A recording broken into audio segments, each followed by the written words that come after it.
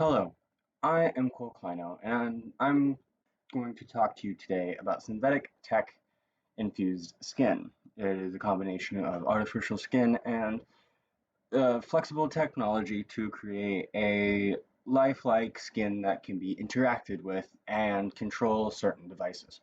Artificial skin has been around since the 1970s and has been mostly used for burn victims to create skin grafts and help them heal.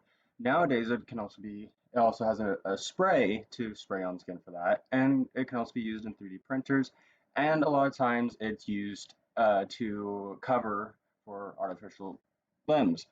Flexible technology has been around since 1950, starting with circuit boards, and as we have all seen lately, it has gone to more stuff like screens and other things like wires and all that stuff.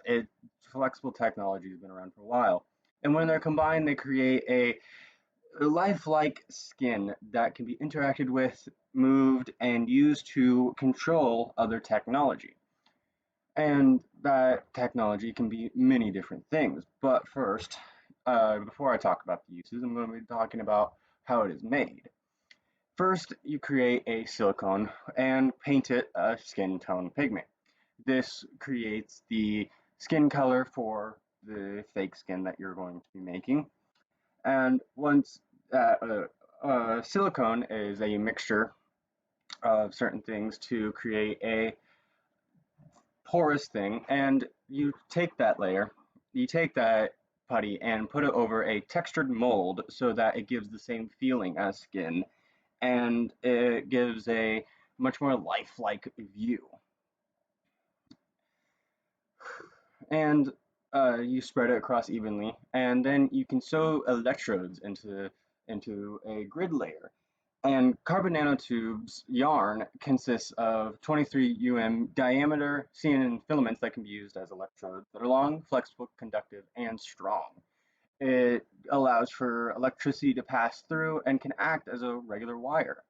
And as you can see here, it's done in a grid layer so that all places can be interacted with, and so that no matter where on the skin you touch, it is going to be able to interact with the technology that you connect it to. And then after you do that, you add a viscous layer of just silicone to create the epidermis, or the thick part of the skin, to create the thickness and also just the feeling of the skin, so you can pinch it and it still feels like skin. And then once that is done, you peel it off, and as you can see here, you connect the different yarn to a controller, whether that be a Udino or a Raspberry Pi, but it can be connected to anything that you solder to, and then it can get those signals that are used. And the many uses, you could now have prosthetics that give feedback to the user, so that even so that they can feel when they grab an apple, grab a cup, so that they don't squeeze too tight. They don't do things that you would normally do with a prosthetic limb. And it could also be used for androids, so that they can also get active response to when they grab something or when they touch something. It would add a whole new layer to how they can interact with all of us, and it would make it very, very lifelike as well. But some people don't like that. Now, the thing is, the first thing they made was a phone case. Yes, a phone case. And don't get me wrong, there's a lot of cool things you can do, but why did they have to make it so realistic? It is very weird, but at the same time, it makes a lot of sense as to why they would add this to even a trackpad. It can also be used there to move different things and be used in ways that a normal trackpad can't be used. It can be pinched, it can be swiped, it can be twisted, it can do a lot of different things. And even interact with AI. It creates a much more lifelike view of connecting with an AI or a virtual agent.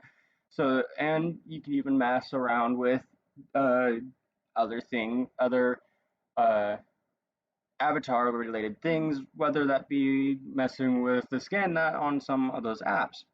Now, the thing is, there's one person that has created these monstrosities, and they are so lifelike and so crazy, and I haven't been able to get them out of my head. And it is so weird to look at these and know they're not real because of how real they look. And as you can see here, they work. It can be automated even. And it is crazy what people can do with this technology. It could open up a lot of doors, but it's just so confusing as to why this was the first path that was taken. Mother Factory is a YouTube channel that actually built those things that you saw before and actually creates little stop motion skits out of them. And there's even a Dr. Do who uses these in his music videos, and it is just crazy to watch.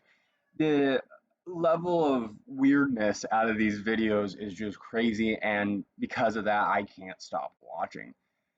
Sadly, there's not many videos, but it is still something that just makes your mind go, what? And so there are a lot of uses for this technology. And yes, right now the few uses they are very funny and like why, but I see this as a very, very good step into creating more lifelike technology, and I can't wait to see what's next.